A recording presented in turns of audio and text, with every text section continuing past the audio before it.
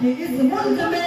سب سے زیادہ اگر کسی کا حصہ ہے تو وہ مسلمانوں کا ہے، سب سے زیادہ اگر کسی کا خون بہا ہے تو وہ مسلمانوں نے بہایا ہے، سب سے زیادہ اگر کسی نے اس ملک پر نظر ڈالی ہے تو وہ مسلمانوں نے ڈالی ہے، سب سے زیادہ گنگا جمنا کو پوتر کرنے میں کسی کا رول ادا کیا ہے تو وہ مسلمانوں نے کیا ہے۔ آج ہم مسلمانوں کو ہی کہتے ہو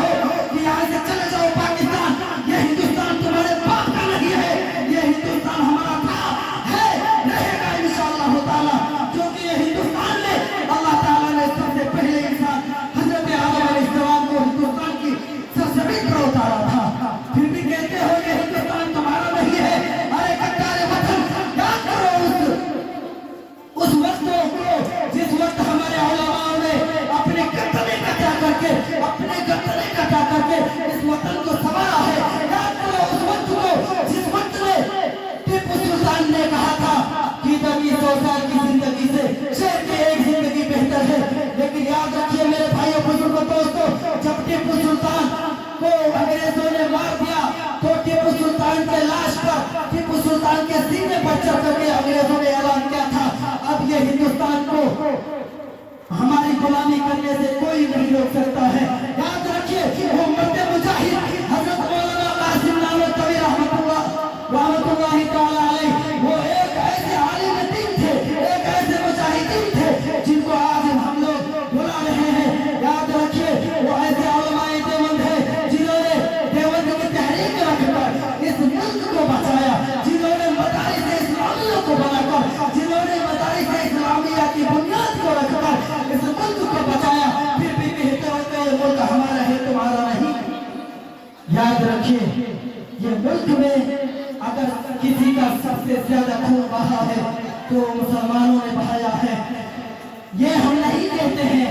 غیر مسلموں نے نہیں بہایا ہے، یہ ہم نہیں کہتے ہیں کہ سکھوں نے اس ملک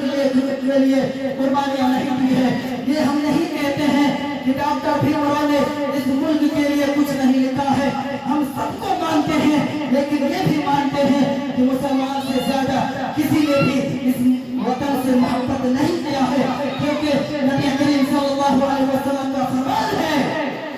کہ مسلمانوں تم جس ملک میں رہو، جس خطے میں رہو، جس شہر میں رہو، اس ملک سے محبت کرنا تمہارا فریضہ ہے، اس ملک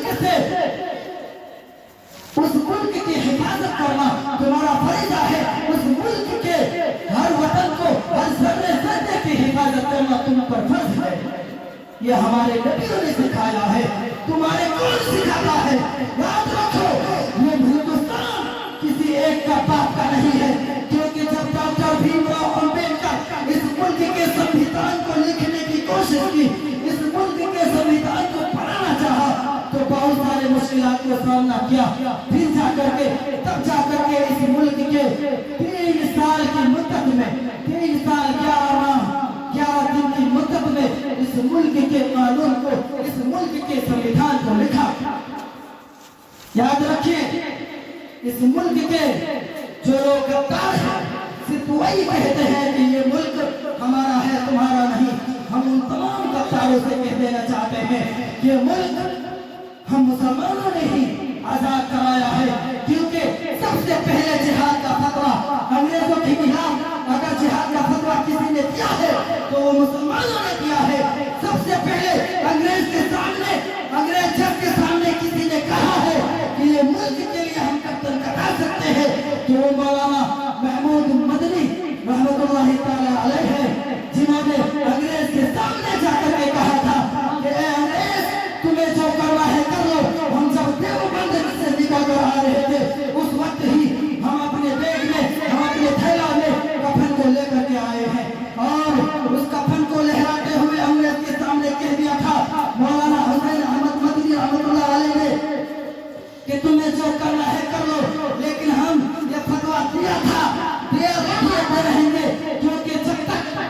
ایک ایمان والے کے دل میں نبی کی محبت موجود ہو، جس کے دل میں قرآن ہو، جس کے دل میں حدیث نبوی ہو، وہ کبھی اپنی بات کو تبدیل نہیں کرتا ہے۔ یاد